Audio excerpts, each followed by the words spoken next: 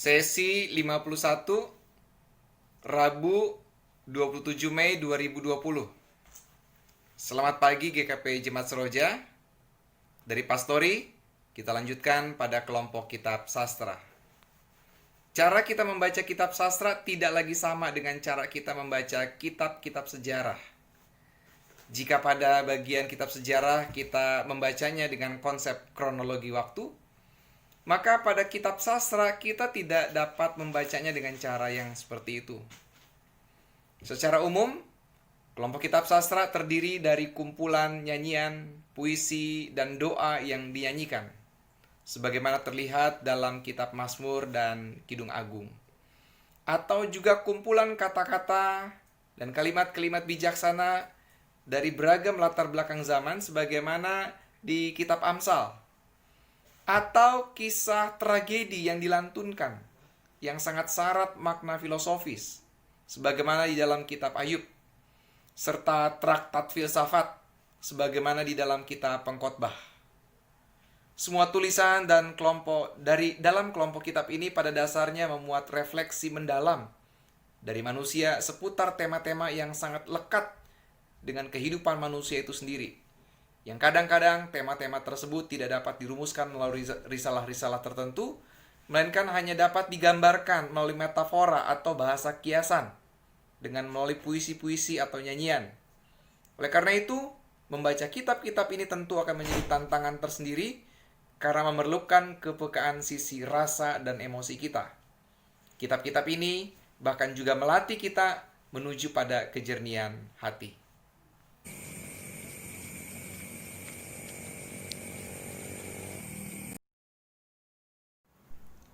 Sesi 52 Rabu 27 Mei 2020. Selamat sore GKP Jemaat Seroja. Dari ruang rapat kita akan bahas kitab Ayub. Kitab ini terdiri dari 42 pasal, berisi puisi yang syarat dengan latar belakang filsafat. Puisi-puisi ini dilakukan secara bersaut-sautan untuk menggambarkan adanya percakapan dari para tokoh di dalam kitab ini, yaitu antara Ayub, Elifas, Bildad, Zofar, dan Elihu, bahkan juga Allah.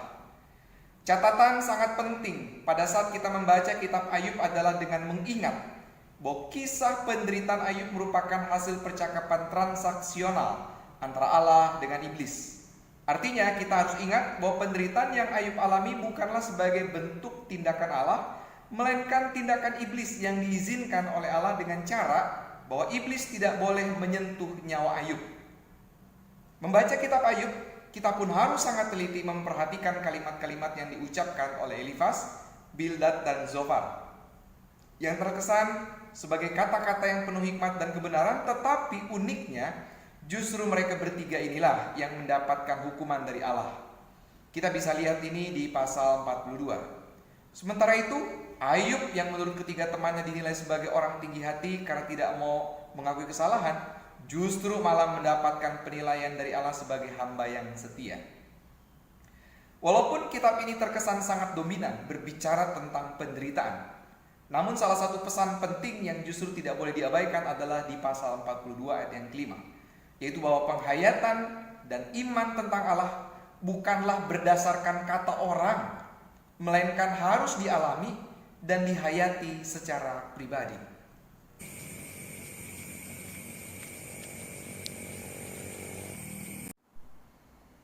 Sesi 53, Kamis 28 Mei 2020. Selamat pagi GKP Jemaat Seroja. Dari ruang rapat, mari kita bahas kitab Mazmur. Istilah Mazmur diambil dari istilah bahasa Ibrani yaitu Mizmor, yang berarti sebuah nyanyian yang diiringi musik. Adapun kitab Mazmur itu sendiri di dalam tradisi Yahudi disebut dengan nama Tehillim, yang berarti kitab puji-pujian. Tradisi lama menyebutkan bahwa pengarang kitab Mazmur adalah Daud. Tetapi sesungguhnya nyanyian-nyanyian yang ada di dalam kitab ini bukan hanya diciptakan oleh Daud, tetapi oleh banyak sastrawan atau penyair atau pujangga dari beragam latar belakang dan zaman yang berbeda-beda. Bahkan salah satu nyanyian diduga berasal dari zaman Musa dan mungkin lebih tua lagi. Sebagaimana penyairnya, nyanyian-nyanyian di dalam kitab ini pun memiliki jenis maupun tema-tema yang sangat beragam. Bahkan ada pula jenis doa yang dinyanyikan.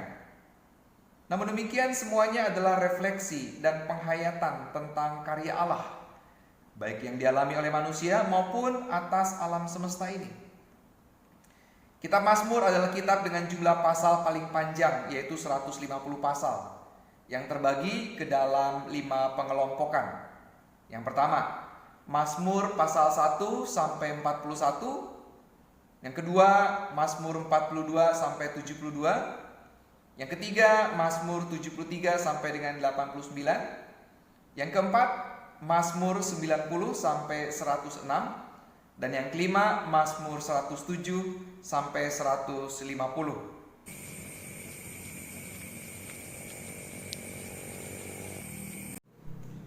Sesi 54, Kamis 28 Mei 2020. Selamat sore GKP Jemaat Seroja. Dari ruang rapat mari kita bahas kitab Amsal. Secara harafiah nama Amsal berarti perumpamaan. Namun dalam konteks ini nama Amsal diartikan sebagai kata-kata bijaksana. Secara tradisi sebagian besar orang menyebutkan bahwa kitab ini ditulis oleh Raja Salomo. Hal ini mengacu pada kalimat pertama yang diawali dengan kata-kata Amsal, Amsal, Salomo. Walaupun demikian, di dalam kitab ini terdapat pula banyak potongan kalimat-kalimat bijaksana, sebagaimana di pasal 10 sampai pasal 22, yang sebenarnya banyak yang berasal dari zaman yang sangat tua, jauh lebih tua dari zaman Salomo. Oleh karena itu banyak penafsir Perjanjian Lama beranggapan bahwa tentang kitab Amsal, nampaknya Raja Salomo menjadi semacam editor yang mengumpulkan kalimat-kalimat bijaksana dan menjadikannya sebagai sebuah buku ajaran tentang kebijaksanaan. Dalam bahasa Ibrani, kitab ini disebut sebagai Mishle Shilemoh, atau seringnya disebut hanya dengan nama Mishle, yang berarti Amsal atau kata-kata bijaksana. Kitab ini terdiri dari 31 pasal yang terbagi menjadi 5 bagian. Yang pertama, pasal 1 sampai 9. Yang kedua, pasal 10 sampai dengan pasal 22 ayat 16. Yang ketiga, pasal 22 ayat 17 sampai dengan pasal 24. Yang keempat, pasal 25 sampai pasal 29. Yang kelima, pasal 30 sampai dengan 31. Secara keseluruhan, jiwa kitab ini ada pada kalimat di pasal 2 ayat 6, yaitu karena Tuhanlah yang memberikan hikmat, dari mulutnya datang pengetahuan dan kepandaian. Nah, kalimat ini disertai dengan kalimat yang sangat terkenal, yaitu di pasal 1 ayat yang ke-7 yang berkata, takut akan Tuhan adalah permulaan pengetahuan.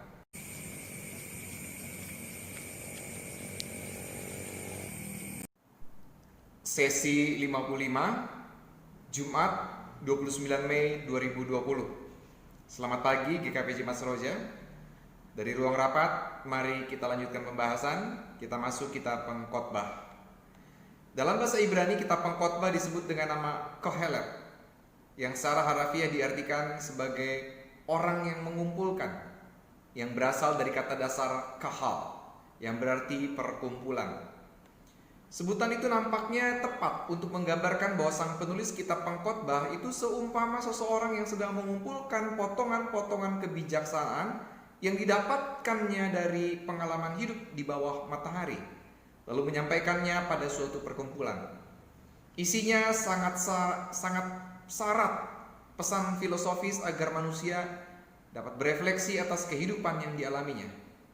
Salah satu bagian yang sangat khas dari kitab ini adalah ungkapan bahwa segala sesuatu adalah sia-sia, dan juga ungkapan bahwa untuk segala hal ada waktunya. Kitab ini umumnya diakui sebagai buah karya Raja Salomo, walaupun di dalam kitab ini tidak tercantum informasi tentang penulisnya. Sangat mungkin kitab ini ditulis pada masa jayanya Raja Salomo sebelum ia terjatuh pada penyembahan terhadap Baal. Oleh karena itu, dugaan yang paling umum adalah bahwa kitab ini ditulis sekitar tahun 970 sebelum Masehi sampai dengan 950 sebelum Masehi. Kitab ini terdiri dari 12 pasal yang terbagi ke dalam 5 pembagian. Yang pertama, pasal 1 ayat 1. Yang kedua, pasal 1 ayat 2 sampai pasal 2 ayat 26. Yang ketiga, pasal 3 ayat 1 sampai pasal 11 ayat 6. Yang keempat, pasal 11 ayat 7 sampai pasal 12 ayat 8. Dan yang kelima, yang terakhir, pasal 12 ayat 9 sampai dengan ayat yang ke-14.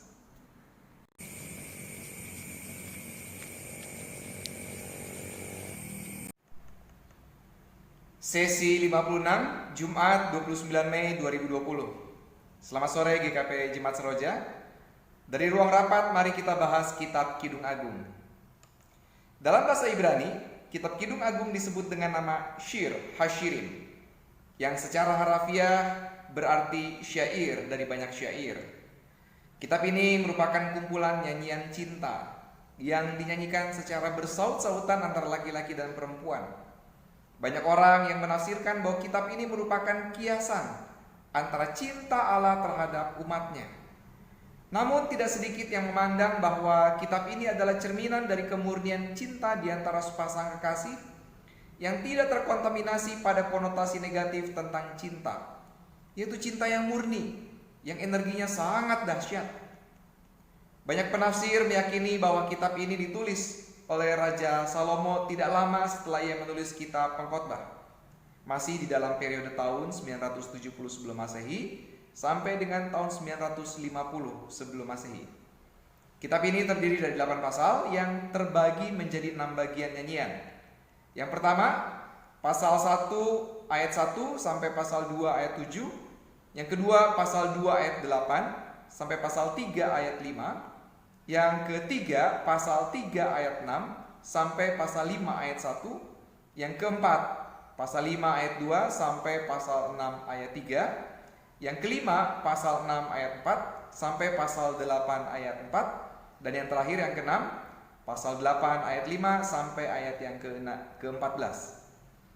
Dengan demikian, kelompok kitab sastra selesai. Hari Senin kita akan melanjutkan pada kelompok kitab para nabi.